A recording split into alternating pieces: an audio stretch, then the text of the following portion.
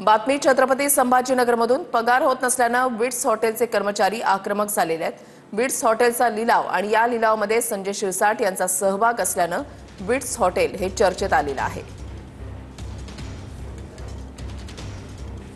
मला सांगा, तुम्ही या हॉटेलमध्ये कधीपासून काम करतात आणि तुमची तक्रार काय आहे? मागच्या 5 वर्षापासून मी हॉटेलमध्ये जॉब करत आहे आणि मागच्या 5 महिन्यापासून हे हॉटेल बंद पडलेलं आहे।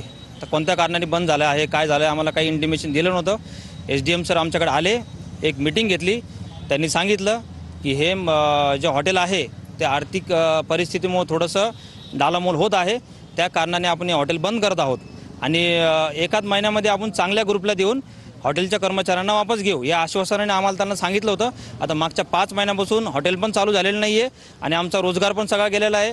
आत्महत्येची वेळ आमच्या आलेली, आम्ही करणार तर काय करणार सर? आता वृद्ध लोक आहेत आमच्याकडे, ज्यांचं 50-60 वय झालेलं आहे, अशा लोकांना रोजगार देणार कोण सांगा तुम्ही सर? SDM कडून काही पत्र आले काय? त्या पत्रामध्ये काय उल्लेख आहे?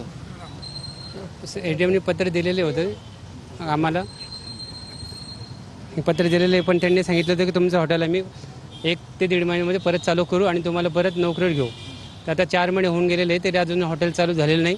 आमचे पगार पण झालेले नाही, आम्हाला पगारही पाहिजे, कारण पगारामुळे आम्ही हॉटेलच्या याच्यावरती आम्ही कर्ज घेतलेले, होम लोन घेतलेले, लोकांचे आमच्यावर कर्ज झालेले आहे, ते लोनचे हप्ते फेडू आमच्यावरती